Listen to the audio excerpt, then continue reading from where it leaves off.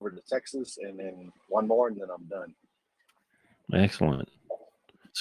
So you're well. Tell me what you do. So out here in West Texas, between El Paso and Midland, it's a big oil field out here, and I drive out here up these dirt roads and go out to the well site, check this oil out here in these tanks, pump it onto a trailer, and then take that oil down to a distribution center pipeline, pump it into their tanks, and then they ship it downstream, and they send us out to several different locations during the day, and it's 90% of it's off-road, and it's been doing this for 7 years. So you drive a combination truck? Yeah. Or is it a straight truck? Yeah. Yeah. Are they tractor trailer? Are they 4-wheel drive, like 4-wheel drive max? Yeah, I can lock in both axles. So like when it gets really muddy out here, it basically turns into 8 drive wheels. Yep. But then your steering gets really bad. Yeah. And you want to be self-employed in that business? Not necessarily this business. I've been an owner operator before. I basically jumped into it with no experience, no training, no nothing. I decided I wanted to do it, and I jumped in and made a whole bunch of mistakes. Yeah. Went and leased a truck and signed it on with a company, and I did so many things wrong. It was ridiculous. But the basic question I had for you was, okay, so the way the business out here works is we make a delivery and they send out an invoice to the customer. And I'm assuming 30 days later you get paid. But in the meantime, you make one delivery, 30 days later you get paid. But in the meantime, you're burning more fuel to make more deliveries. And I can have as many as 85 deliveries in 1 month. But in that time, you're burning all this fuel and tires and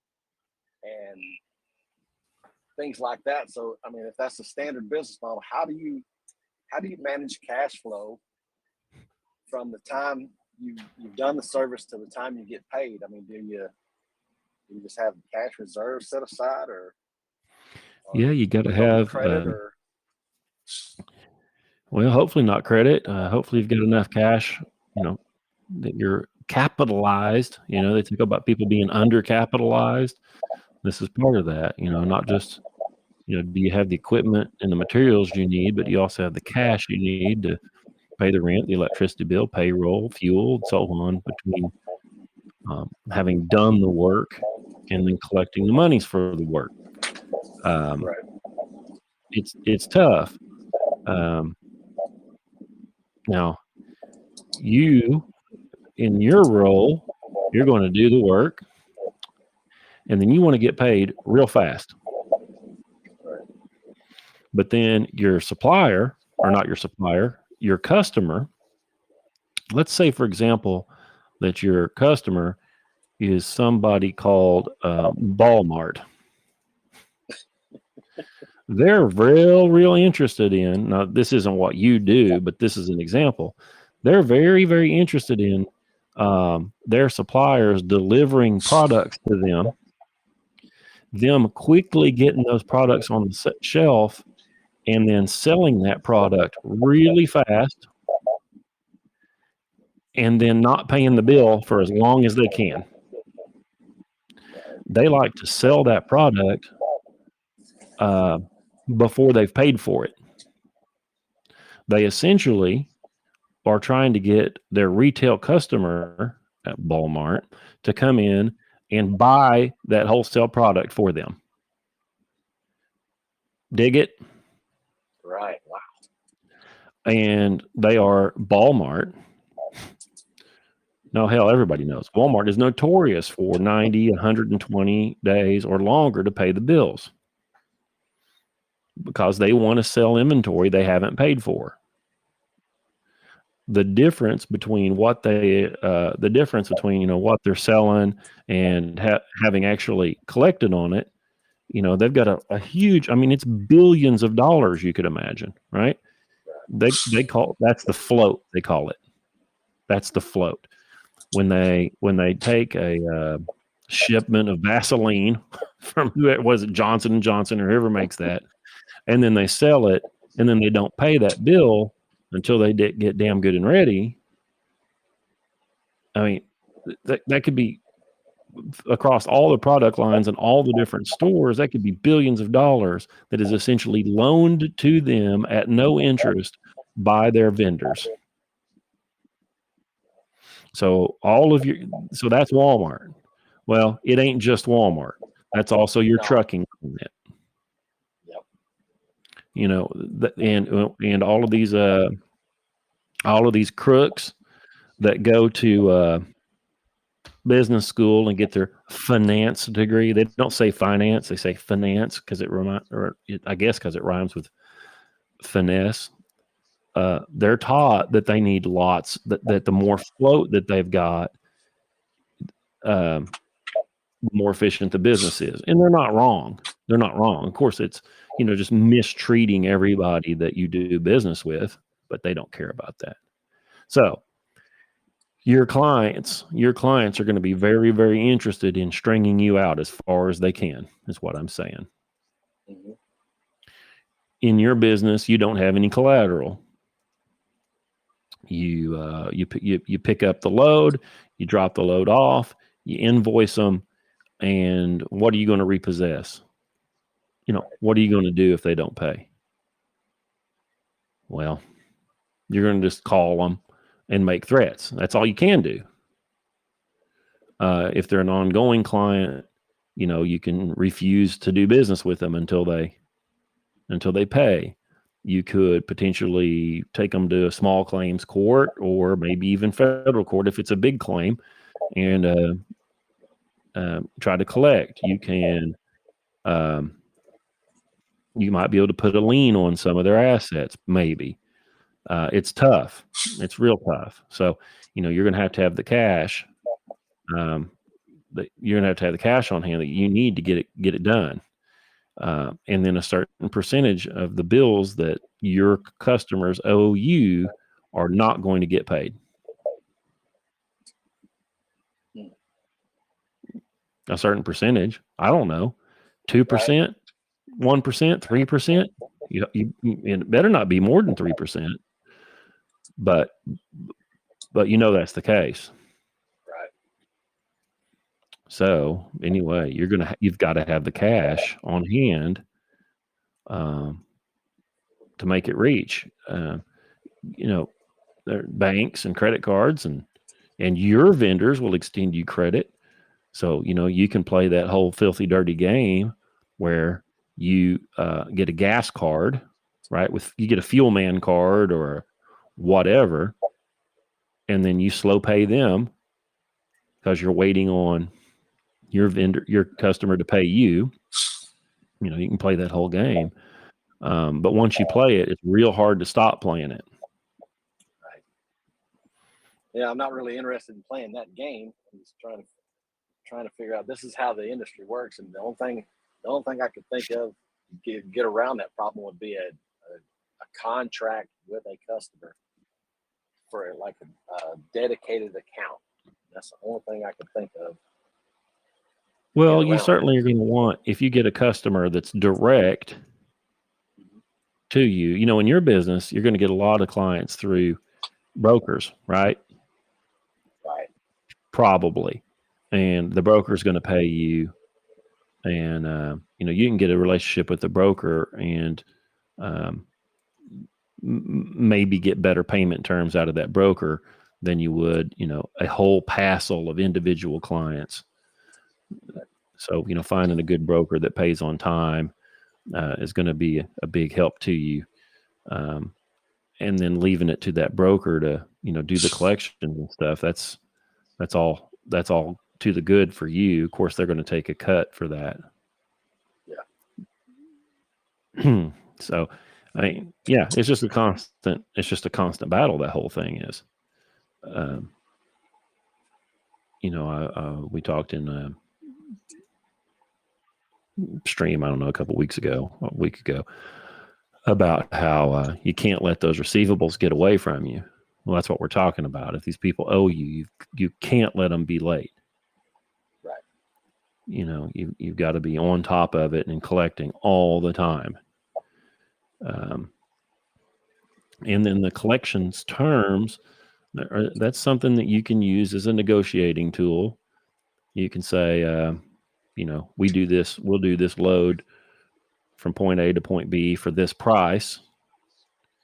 But you can also say net 10, which means they have to pay the net balance on their account within 10 days of getting the bill or of having the work done. I mean, somebody else can say, well, we'll do it for that same price, but it's net 30, and then your client's going to have to figure out what they're going to do.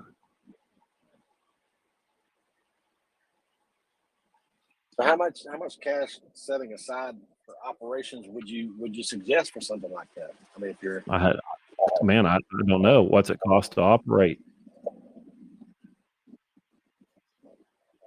It's expensive. I mean, I'm burning about 40 to 45 gallons a day, just what I'm doing. I know this guy's a lot worse than me. Right.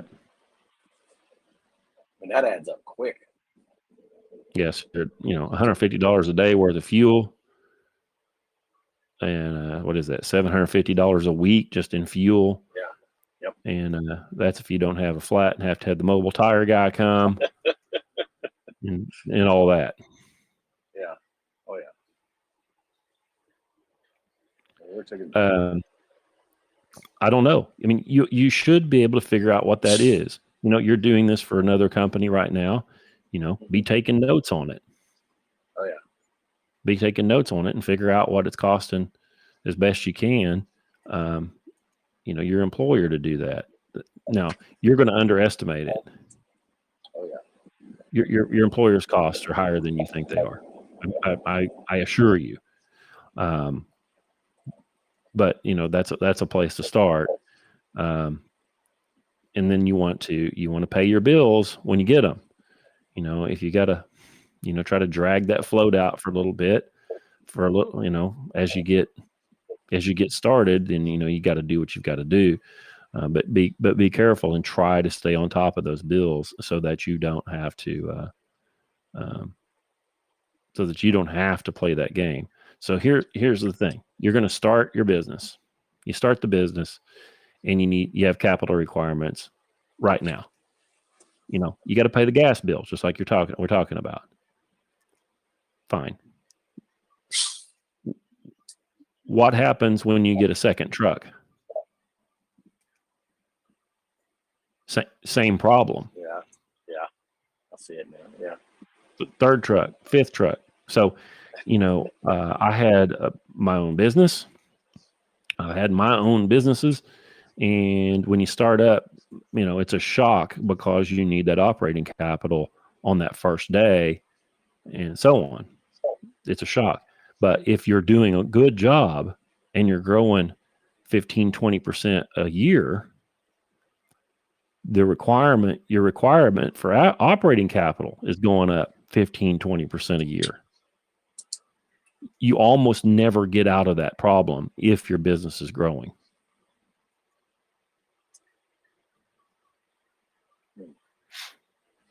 Yeah. Yeah. And that's okay. Go ahead. Well, on the last one, the last stream you did, you were talking about how you do your books every week, Mm-hmm. and I do basically the same thing with our personal books every week.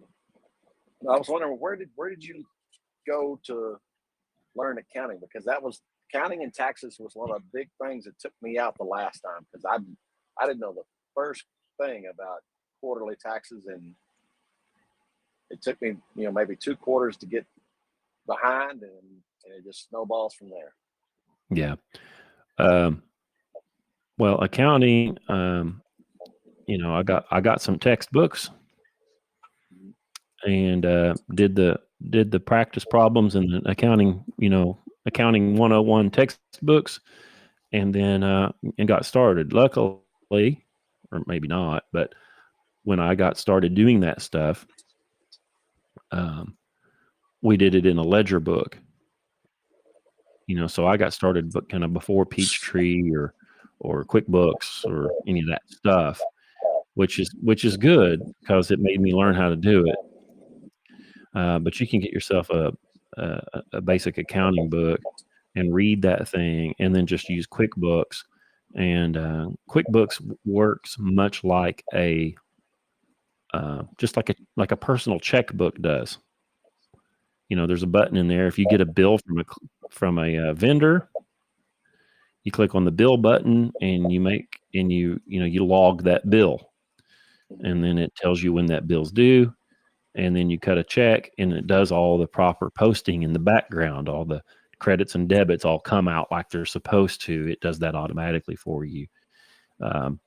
So it's not that tough. The bookkeeping isn't that tough anymore. It's just a matter of just staying on top of it, having the right accounts set up, which that accounting textbook will help you do. QuickBooks also, when you start a new company, QuickBooks, it'll ask you what kind of company it is. And I suspect that they have a transportation company type in there, and they will suggest accounts for you. And then off you go. Now, as far as quarterlies and stuff, you're going to have to quarterly estimated tax payments. You're going to have to find yourself a tax accountant probably, and spend a few bucks to have them make sure you don't get out of trust, get in trouble. Chances are you won't make any real money in the first year, and you really won't have that much to do. But you're going to have to talk to them about that. I don't think that's anything that normal people who have customers to serve and products or services to get out the door can get up to speed on. It's just not worth it. Your time needs to be spent, unfortunately or fortunately or something. Getting customers and serving customers, and not reading about the stupid tax code and figuring out which form is which and so on. So that's unfortunate, but we've got to pay those people something, unfortunately. Don't lease the truck. No, I learned that the hard way.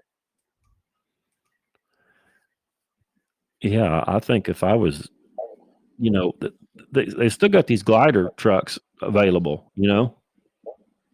Actually, About, we have 3 or 4 of them in our fleet right now, and I couldn't believe it when we first got them.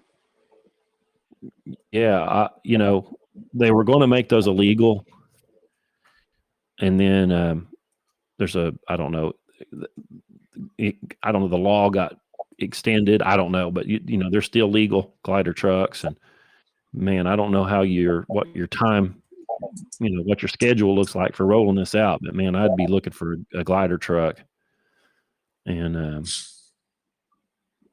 try to get my hands on one of those things. Yeah, I know all about those late model 2000 engines, and the ones we got are Detroit Series 60s, and they're great. Yeah, I wouldn't be wanting. What are the new ones? To California. It's all right. You don't want to go to California anyway, do you? No, I've had enough of California. I'll stay out. Yeah, and so that's the other thing. You have to figure out what your niche is.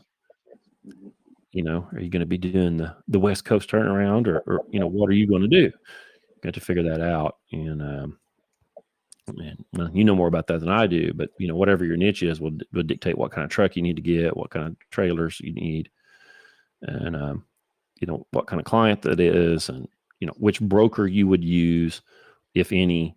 Are you going to be direct? Is it hot shot stuff? What in the world is it going to be? You're going to have that stuff figured out first. You mentioned sales a while back. Where did you learn? I mean, I know all the operations stuff, the nuts and bolts stuff. Where did you learn sales? I'm You mentioned starving to death.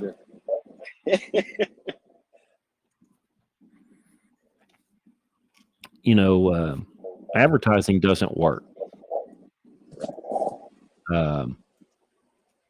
Midwits right now that work in the advertising world are yelling that it does, but I'm telling you, it doesn't work.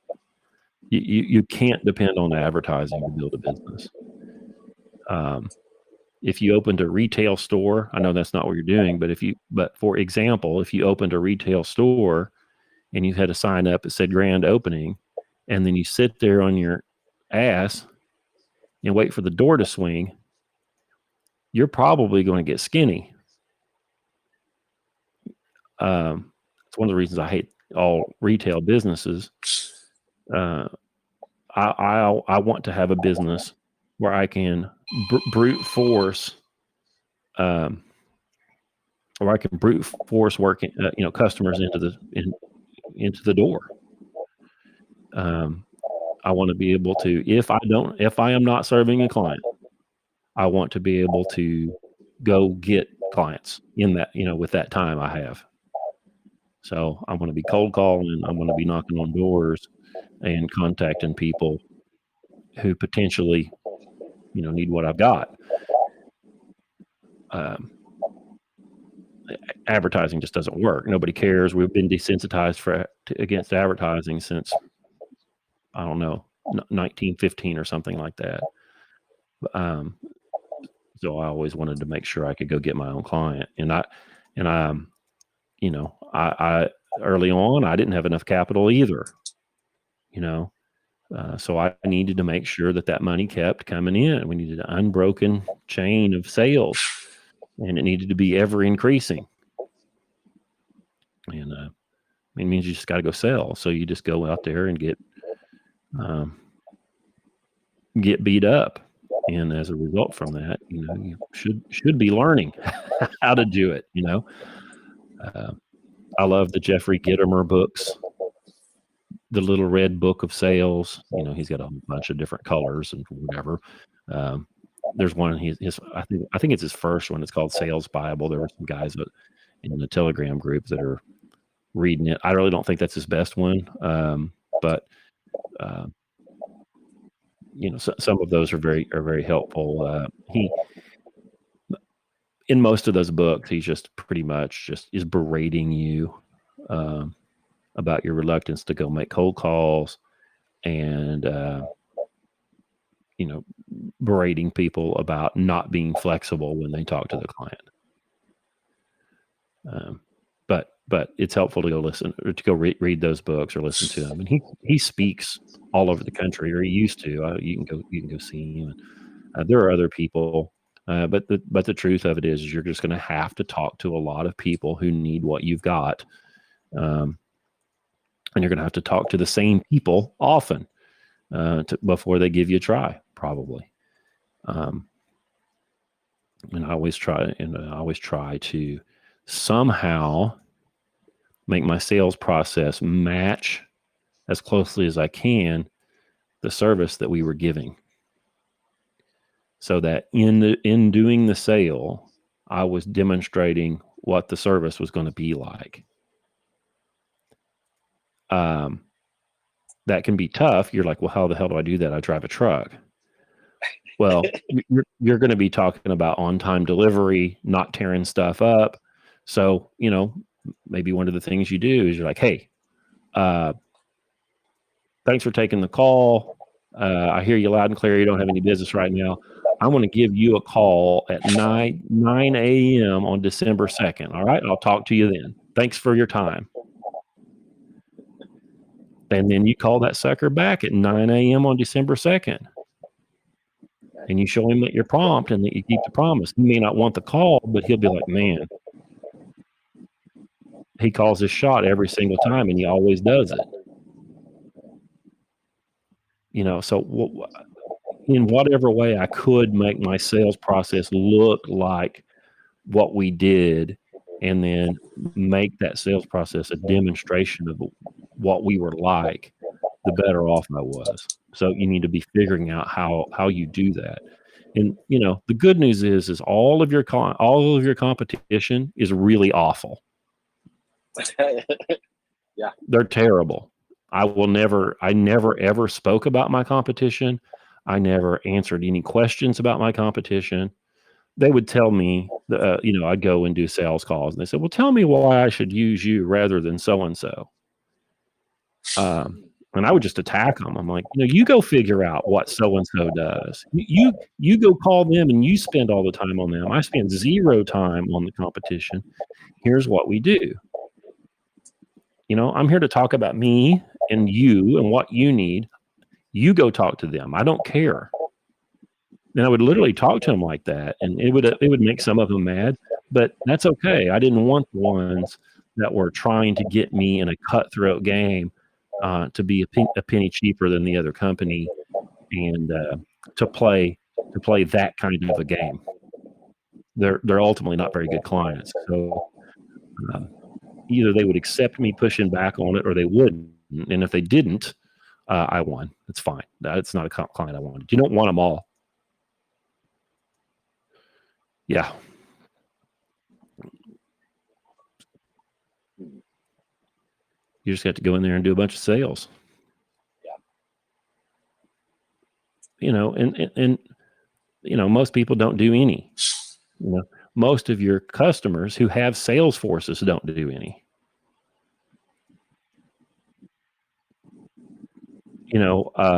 I used to buy a bunch of freight. I used to buy LTL stuff, and also, full truckload. And Saya Motor Freight would come into my office, and it was always a different person. My sales rep changed all the time, and then they'd have to introduce themselves, and then they'd say, "Well, do you have any projects coming up that we could help you with?" Well, no. I mean, really, really weak. So I'm a busy guy. I got dozens of employees and stuff going on, and they keep expecting me to get acquainted with this new person that they put in as account rep. I don't care about that person. And they would come in there and want to make an introduction like I cared about that person. I don't care about them. Now, I had a sales rep named Wayne who was my sales rep for 20 years. Well, I came to care about Wayne, and he took care of me, and I tried to take care of him. But most of them, your competition, are not going to have salespeople that anybody cares about. That's good news for you. You can try to be Wayne. What did he do that was different? I mean, what did he do? Well, one, he was there all the time. I didn't have to go get acquainted with the guy, with my sales rep from CPD Tech Pack. That's who that client was. It wasn't, or that's who that vendor was. It wasn't transportation, but it doesn't matter. I mean, of all the sales reps I had in decades, he was really just about the only one that was any good. He built packaging for me. We used to order lots of corrugated paper boxes, cardboard boxes. Lots. And I had several that were our own design and whatever. And we built dies for cutting them out. And my dies were at his company. And he would pick up the phone and he would say, "Hey, I've got a client that's running a bunch of product on this certain paper, which is the same stuff you use. And they're doing 10,000 pieces. And if you order 5,000 pieces, that'll let both of you get a discount because it all looks the same to them. They fired up the machine, and it all looked the same to him. You want to piggyback on there." And, he would help me with stuff like that. He didn't call me and say, "Hey, you got any projects going on?" It would be, "If you do this right now, we can piggyback on and you'll get a quantity discount like you were running 3 times as many pieces. If you don't need them right now, I get it. And then sometimes he would call. He called more than once and said, "Hey, here's the deal. You can get this quantity discount." And I'm like, Wayne, I don't have any warehouse space to put that stuff. If you build them for me and you guys deliver them, I'll have you where to put them. And he's like, well, I'll warehouse them for you for 45 days. If you need them more than that, I'll have to charge you because my warehouse space is I'm going to need it in 45 days, whatever. He'd help me figure it out, Right. You'd help me figure it out. And I don't know what figuring it out looks like in your business. That's why it's your business and not mine. You'll have to do that. But if you just call and say, hey, got any work coming up I can bid on, or what? If you're selling and you're busy, you're always going to have something to bid on all the time. Most of it you won't get, but you're going to be bidding on stuff all the time. And so, if you're a purchasing person or I don't know who you call at the shipping dock at, whatever company to try to get business there, they're going to be getting quotes every day. So you're going to have to figure out what it is that you have to do to let them give you a shot at it. I don't know what that is, but you'll have to figure it out, and you'll have to get your ass kicked, quite a bit to, get to the bottom of what that magic offer will be to get that help or to get those opportunities for them.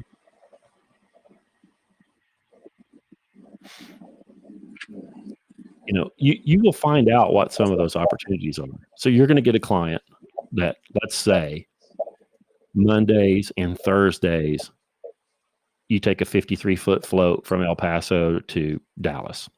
I don't even know, right? But you get a client, right?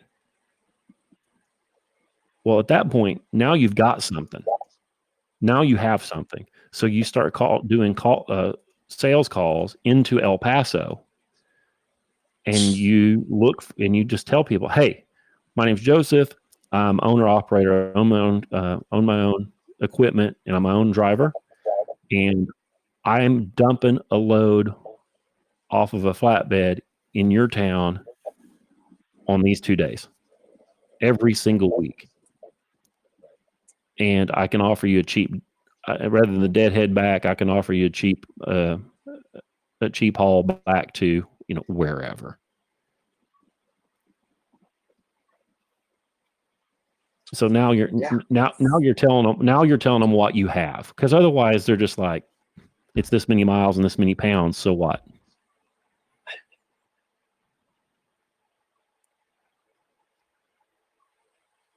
Because if you're just cold calling, it's going to be tough. But if you have something specific to tell them, right, you're gonna have better luck, and it's also going to get you the client you want too.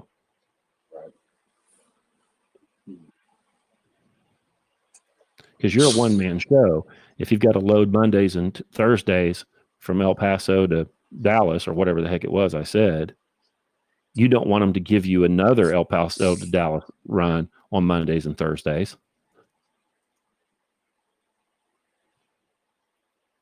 No. So if you tell them what you've got, that you're looking for a backhaul, and you're going to give them a deal, you're not going to be having to turn down bids. Like, oh, okay, dude, we need a truck leaving El Paso on Monday and Thursday. Oh, I'm sorry, I'm not in. I can't do that one. You don't want to put yourself in a position to do that. Just going to have to think about it. Yeah, there's a lot to it. I don't want to make the mistakes I did before. Oh, you'll screw everything up. It's fine. Don't run out of money. That's it. Just don't run out of money. Keep playing the game if you don't run out of money. Right. Taxes and debt, basically what took me out last time. Too much debt. Yeah, you can't hardly go bankrupt if you don't owe anybody.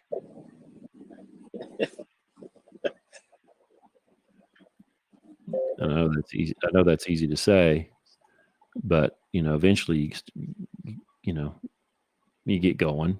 you start getting on top of your capital requirements. You stack those dollars up and salt them away. In that next truck, you know, maybe get to pay cash for it. Right. My dad was a diesel mechanic. He said that you can make money with one. Well, in turn, he was talking about dump trucks. He said, you can make money with one dump truck or 20, but you'll go broke with 5. I believe. Yeah, I think tractors are the same way. Over the road stuff's the same way. Yeah. What else? That's all I have for right now. I mean, you really got me thinking about doing the like the idea you were talking about where you were doing your books every Thursday.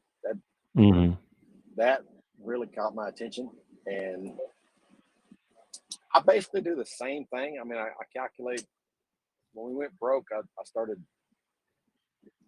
staying on top of all of our finances, and I do our like I calculate our net worth every month, and I stay on top of that and check up on that kind of stuff. And we've really turned our finances around. That reminded me, I did have a question, personal finance question, wanted to run by you. So we saved up cash, and we basically paid for our cars now in cash, and we didn't have a car note. And that's now great. we're looking at replacing cars down the line, and I had an idea, but I didn't know if it was a good idea or not. But there's the way I looked at it is there's 2 options. We could just pay ourselves a car payment and just like stick it in a envelope or an account somewhere and just let it pile up, or we could maybe put it in something like an S&P 500 index fund, and then a couple years down the road, take the money out of that account and then go replace the car. Yeah.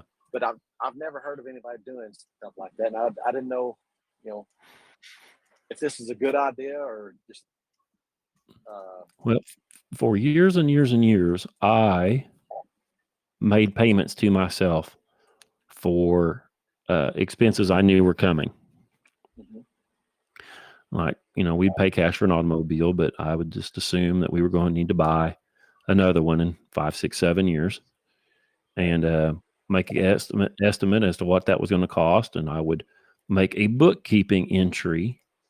I didn't have a bunch of bank accounts. I had bookkeeping accounts. I didn't have banking accounts, and I didn't have envelopes, but I would make a bookkeeping entry where we paid ourselves on a cash accounting basis. We didn't do accrual accounting for an automobile payment every month, and I did it for a lot of different stuff. It was very detailed, so it wasn't just automobiles, air conditioner. You're going to have to buy HVAC thing here in Oklahoma or Texas every 12 or 15 years, and it's going to be $8, $10, $12, $15, $17,000. Right. Roof, I did it for the roof, and so on. I think you need to put back 3 to 5% of the value of the house every single year, because maybe you don't spend any money next year, but pretty soon you're going to shuck out an air conditioner. It's going to be a hailstorm, and you need a roof and an air conditioner that year. Yeah, that's a $22,000, $25,000, $30,000 a year or more. So we always made those payments to ourselves. I also made a payment to myself to cover deductibles. So when I was a young person, my automobile deductible was, I didn't have one because my car was junk. But for my wife's car, I would make sure I paid myself a little bit so that if we ever needed to pay that automobile deductible, we had the cash. Healthcare, same thing. Healthcare deductible, save that money. Home insurance deductible, property insurance deductible, same thing. And then as that deductible fund grew, I would raise my deductibles. till Yes. eventually I had a $25,000 deductible on the house because I think that's all they'd let me get away with. I don't think they had anything else.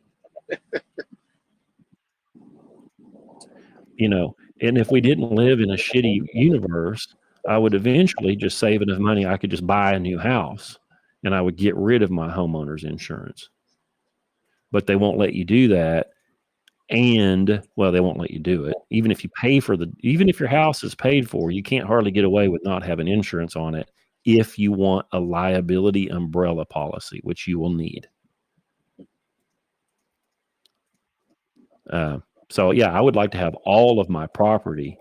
I would like to have enough cash on hand to pay for all of my property again if I needed to, which people think is nuts, but they're going to work every day and I don't, so whatever. And then I would like to eventually just get rid of all my property insurances, but you just can't do that. It's just the world's just not built for that. But as far as putting in the S&P 500, no, not for a long time. The next thing you know, you put your money in the S&P 500. You're like, oh man, we got 10 grand towards a new car. I'm going to put it in the S&P 500 index fund, and somebody T-bones you and you need that 10 grand next week. Meanwhile, S&P 500 shucked out 39%, and now you've only got $6,100 in there where you thought you had 10 grand. Yes. You need it. You need it too quick to insulate yourself from the vicissitudes, for the volatility of the market. So I say no on that. Now I don't think that you have to have that money. So here's the trickery. I don't think you have to have that money in cash. Remember I said I was making those bookkeeping entries? Right. And all that money would sit in one of just a couple of different bank accounts. Well, you're making payments on your car to yourself. You're making payments to get your, replacement costs together, scrap together for your roof and your air conditioner. Let's say maybe you want to put a new driveway in because, you're parking your tractor and trailer there at night and it's tore it up, whatever. So Yep. you're saving that money. Well, once you get a pretty good chunk of it, you can take about half of that, or maybe you might even be able to take all of it and put it on your mortgage. Because chances are, if you need that money back, if you had to, if you drop dead had to, you could get a line of credit on the house and then pull that back out.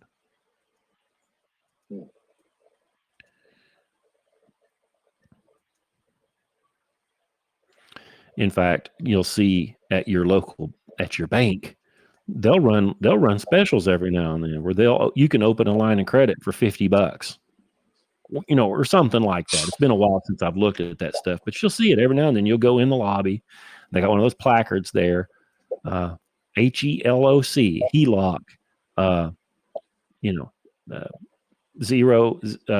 zero application fee, prime plus a quarter, I don't know, whatever, right? Well, when you see one of those deals, just go ahead and fill the paperwork out and get it. Sometimes you have to borrow $100 against it to keep it open. That's not a big deal. That's not a big, I don't like debt, but that's not a big deal to do that so that you can keep it open. And if you're running close to the wind, like I was describing, where you're making these monthly payments to yourself for the automobile and all that, they're bookkeeping entries, but the cash is piling up somewhere. Well, why not use the cash to retire your debt too? Once you start getting some running room, right? You're like, oh man, we're going to need 2 automobiles, a roof, and an air conditioner in the next 10 years. Well, that's $60,000 probably. 2, 3, 4 years from now, you got, I don't know, 20 grand. I wouldn't let 20 grand just pile up like that. If I had a mortgage, you'd take a chunk of that, maybe half of it, and put it on the mortgage. That's going to pay off for you. So you're not going to capture those S&P 500 returns, but you're at least knocking your mortgage down. You're just getting safer and safer. Right. That makes sense. And I do have to replace a car because the engine in my pickup just crapped out on me, and we just bought it a few months ago. Yep. It's miserable. And that same concept, you can do that. You can do that in the business too. And you'll have to do it in the business. Businesses often will accrue, well, not often, they accrue depreciation, right? You drive your new truck off the lot and immediately the value of the truck starts dropping, and good bookkeeping would show that depreciation as an expense that's hitting you every month, even though you can't actually see it at the bank account level, So your accounting will tell you, if you're doing it right, oh man, my equipment is wearing out. You'll see that on the balance sheet. Oh, my equipment's wearing out. Well, if you're doing the right thing, you're not living on your depreciation. You're making sure that you're making money and stockpiling that cash and staying ahead of the depreciation. And not only staying ahead of the depreciation, you're putting back more than you need so that you can grow. Yeah. I got to get an accounting book. Yeah. And they don't even know what they're doing. For most accountants, it's just all theory. They don't really even understand. They're like, oh, well, here's depreciation. And most of them don't know. Half of everybody is below average, So chances are the accountant you're talking to is kind of doing Betty Crocker cake mix style accounting, and they really don't know what they're doing. It might keep you from going to jail, but they can't tell. They're not going to be able to talk to you like this about dealing with your cash and what your situation is going to be like next year. Yeah, I've got a good one, and I've been with him for years, or he's been with me for years, or whatever. And I've got a phone call with him in November.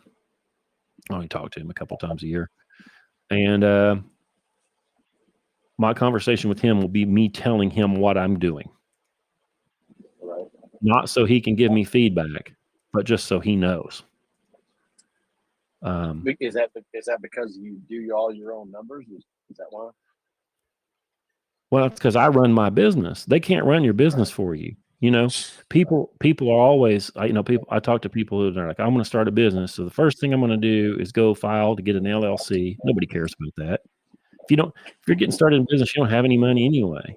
Like, you got nothing to lose. I mean, you could go file your LLC, but it's not that important. Selling to clients is the most important thing when you're getting started. And then they'll be like, I'm going to get a good accountant. And then you talk to them. I mean, sure, don't get a bad one. But when I talk to them, they think that accountant is somehow going to make their business a success. And they're not. They don't know anything about your business. Accountants are typically safety people and predictability people. The kind of person that's drawn to accountancy is, pretty risk averse, not terribly creative. I'm not saying they're stupid or anything, but that's just not their gig. That's just not the kind of person that is. And you don't want a creative risk-taking accountant, by the way. You don't want one of them. So they're not going to. They can keep you from messing up, but they cannot help you succeed. How about that? There you go.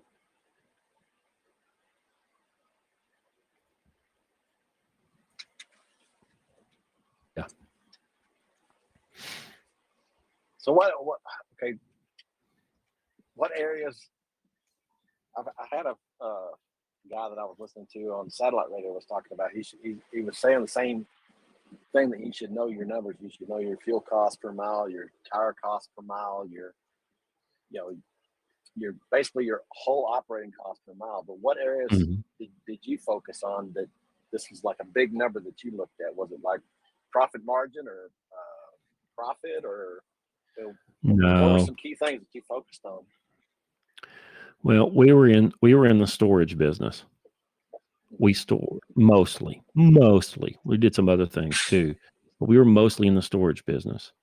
We stored hard copy paper records and digital records. So there weren't any costs to cut, man. I didn't spend any extra money. I never even worried about that because I didn't spend any extra money. Like what would if I looked every Thursday at expenses and wrung my hands, it wouldn't have done anything. I mean, we ran as close to the wind as we could have. Every now and then there would be a recurring thing on there that I would want to stamp out, but mostly no. There was nothing I could really do about my expenses because I never let them creep up. So for me, if I could only look at one thing, it was going to be storage volume. How many cubic feet and how many terabytes were there? Because I knew I was going to make X per cubic foot and I was going to make X per terabyte. So I just wanted to make sure that those numbers were going up. And then as a corollary to that, I wanted to know that we were successively bidding to make both of those numbers go up in the future all the time. So that's a sales related problem, right? I never had more than one salesperson. It's me, and I was the main one. Where was the salesperson and Hambrick bidding more work all the time. And I knew that if we were bidding more work all the time and the storage volume was increasing, it was all going to be okay.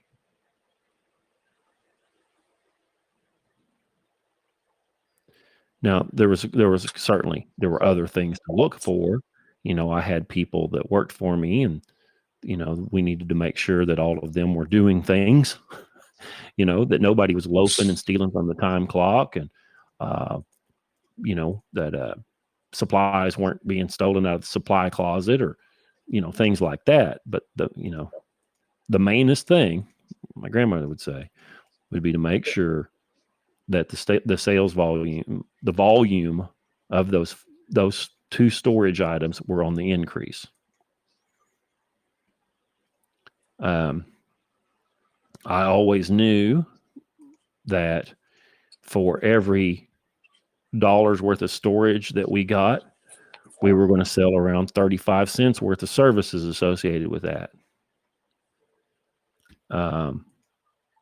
So there's just one more way that if I knew the storage was going up, I knew the services were going up, And then there's more stuff to look at. Of course, you're going to look at the sales funnel and you're going to see, are there any whales in the sales funnel, and want to make sure that we would be ready in case there were any whales and all that. But we were, we would watch that stuff and it was all fine. But that's the main thing I was looking for. And if your expenses are as low as they can be, and you're operating properly, on-time deliveries without insurance claims. Let's say that's what perfect business is for you. On-time delivery and no damage at freight. If you know that you're able to do that, then you just want more miles on the truck every week.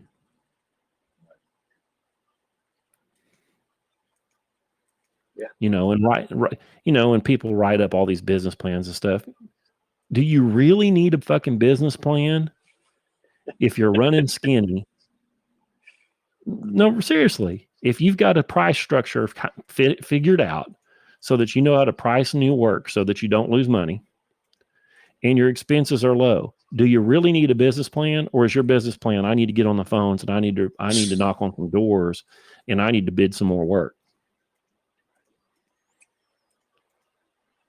And there's always, there are always troubles inside that. Is our bidding strategy good? Do we actually close work that we bid? If I make 100 phone calls, do I actually get to bid work? I mean, those are details that all need to be dealt with. But big picture, do you really need a business plan? Or is it, No. I need to sell every day, all the time? Your business plan is not going to be any good anyway. You're going to say, you're going to make 100 or 1,000 assumptions about what the marketplace is like, about what your business is going to be like, about what your expenses are going to be, and all of that. And then you're going to find out that none of that stuff's right, that you were wrong about all of it.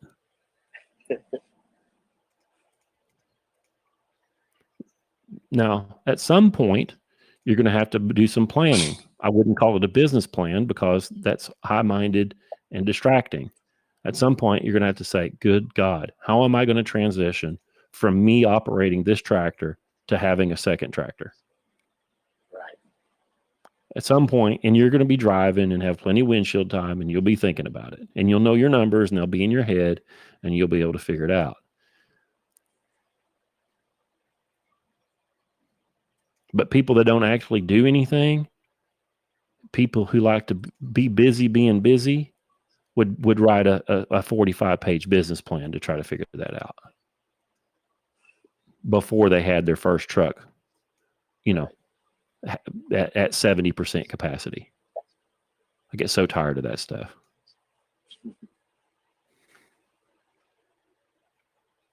I didn't have a plan. I just jumped in with both feet and let's see what happens. Well, I want more planning than that, but I don't like doing pro formas, which are imaginary financials, and all that sort of, MBA foolishness. So yeah, whatever. But if I were you, I don't know a lot about your situation, but if I were you, I would, and this is what I tell everybody, you need to start selling right now like you had a truck. You need to start selling right now. When you're on your lunch hour, make a few cold calls, and you'll be terrible at it. It's fine. Be terrible at it. Be terrible at it before the stakes go up. Hey, this is Joseph. I'm an owner operator. Blah blah blah blah blah. Make your sales pitch. If you actually get a haul, well, you need to call a buddy that can do it for you. Do you know anybody that can do some of these for you since you don't have your own gear yet? Yeah, I do, actually. Well, you get on there and you start selling, and if you get a load, you call Bubba and say, "Hey man, I got a load. Can you do this?" You get on the phone and you find somebody that can do it, and you may have to punt it to a broker. Right. But that don't matter. And it does matter, but you need to be selling. And then if you have to punt it to one of your friends or your broker, you're going to have to ride herd on that because you don't want them to fail that client because that's your client now. Mm-hmm. Yes. But you need to start selling right now. And a crafty guy could put together a network of operators that you could be punting these jobs off to as you're selling. And you might have enough work for half of a truck before you go buy one. You might be able to operate for 6 or 8 months moonlighting as a broker before you buy any gear. I never even thought of that. I love to sell shit I don't have. That's the best. I mean, that's what Walmart does. That's Right. the best. And you have an opportunity to do that. Now, the danger is, I've already said it once, but I'm going to say it again. The danger is you sell something and that which makes that person on the other end of the phone your client. Now you have to make sure that whoever you sub that out to comes through. And that's probably going to mean you getting up in the middle of the night one night because somebody walked off and left a truck idling at a truck stop somewhere. Because they do that. Mm-hmm. Oh yeah. And that means you hiring a locksmith and unlocking the truck in Las Cruces, New Mexico, in making it happen. But you've got to make it happen because that's now your client and your responsibility. That's interesting. Got to make it happen.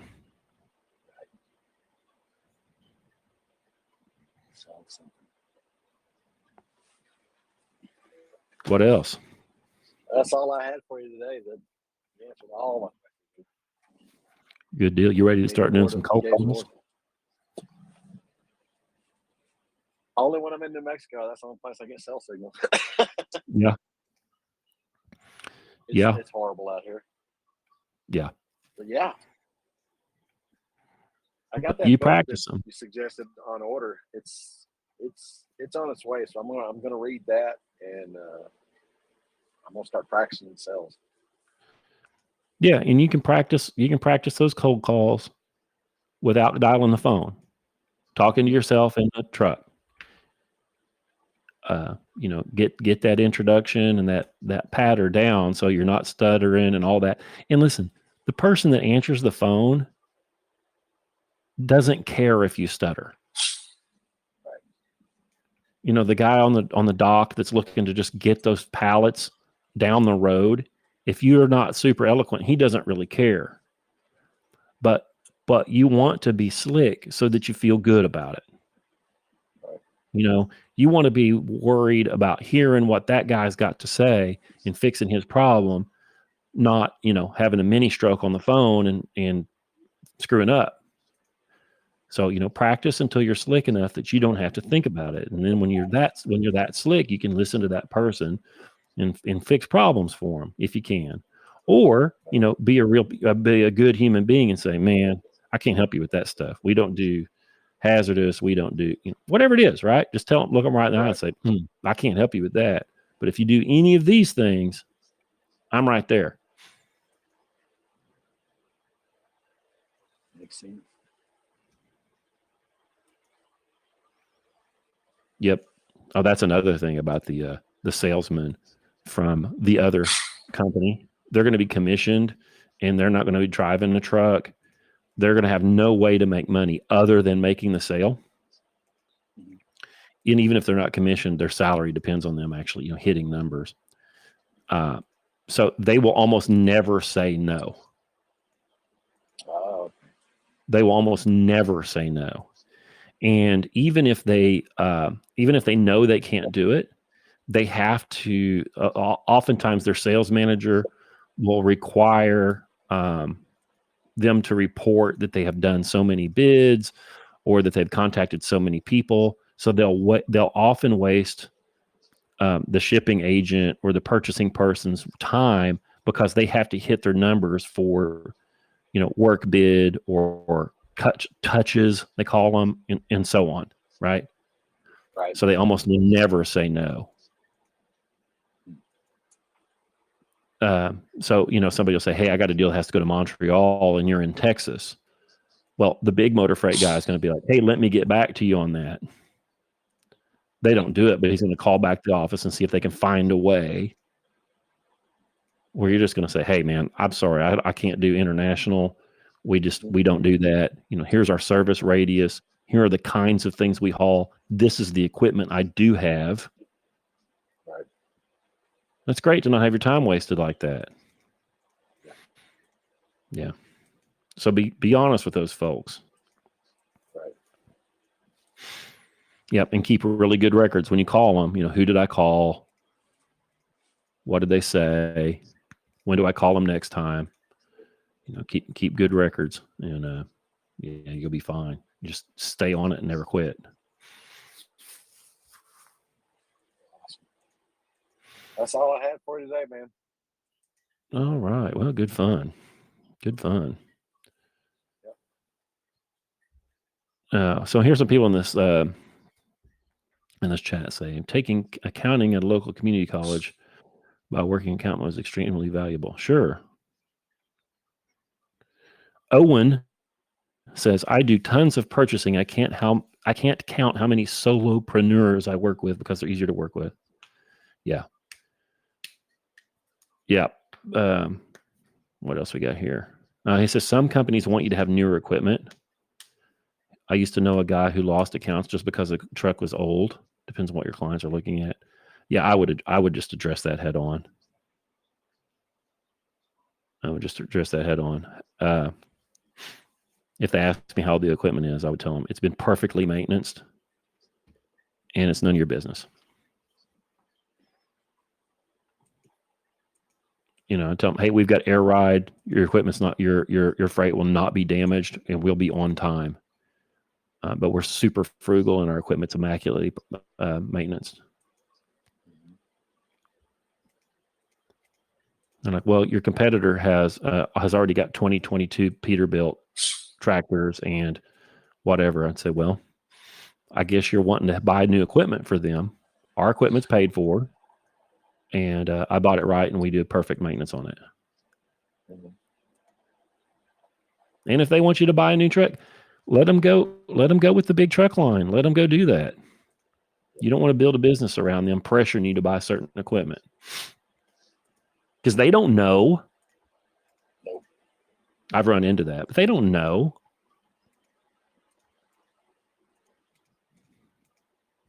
Like, well, that new equipment has to have DEF, and that makes your freight price X% more, makes it 2.7% more just because it has to have DEF. So, Yes, it does. you know, go enjoy those higher rates with that bigger company. Meanwhile, our glider fleet doesn't use DEF and our prices are lower. So on, so on, so on, you know. And if they don't accept that, walk off. Don't mourn it. If they don't like what you do, don't mourn it. They helped you out. And if they're stupid, let them go be stupid and bankrupt your competitor. Yeah. Yeah. All right. Well, that stuff's interesting, man. You have to save your shekels. Make sure you got cash on hand, and then it's off to the races.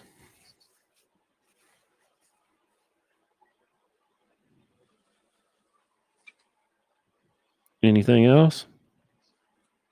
That's all I got.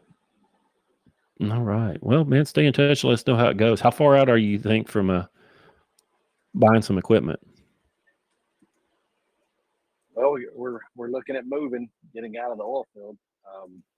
Right now, we're living in a man camp, Mm-hmm. which is there's no rent or anything, which keeps our costs low. But it's wearing on us. We got to get out of here. Sure. We want to get to some civilization, and it may take us a couple of years, but I've always had it in the back of my mind to try again, but this time do it a lot smarter. So here's the bad news. Margins are razor thin in transportation, as you know, and most transportation companies are basically finance and banking institutions where they make money by buying equipment with low interest rates and very, very favorable terms. So they make money by essentially having investors. This is the way I understand it. It's been a while since I've looked into that business, but they make money by having investors that help them finance their trucks cheaper, and they get better prices on their trucks than you do. So if you go get a note in the interest is, I don't know, 5 points, and you buy one tractor, well, hell, they ordered 75 from Navstar, and their interest is 1.5 points. You know, that's how they make the money. And you know, this undercapitalization problem you were talking about, they can operate on less capital per truck than you because they're willing to borrow. So you may want 80, 100, $120,000 in the bank before you get a second truck. They would do it with an extra 25, maybe something like that. I don't know what the exact numbers are, but you see the point. because they're willing. I mean, they are basically, big truck companies are basically financial instruments, and well, and that's the case for the business I was in too. If it gets big enough, it becomes almost any business in the United States at this point, when they become big enough, are financial games, and not really. They don't live and die by doing good service for the client. They live and die by the proper financial structure inside the business. And I wasn't willing to do that, and that's one of the reasons why I needed to get rid of mine. It was about as big as it could possibly be, without getting all screwy with the debt stuff. Yeah. So you'll hit a ceiling, and I don't know where that is. And then maybe you want to play that game. I don't know. Maybe you want to play it, and that's all right, but that's not something I wanted to do. But there's not, that JB Hunt doesn't own all those tractors and trailers outright. Oh, yeah. Oh, yeah. How many of them do they own? 5%? 10%? It's not 30%. I don't know. We could look at their financials and kind of get an idea of that, but yeah, you get the point. Yeah. Well, interesting. Like I said, keep us surprised. And even though you're maybe a year or even 2 years off from buying a truck, you can sell freight right now.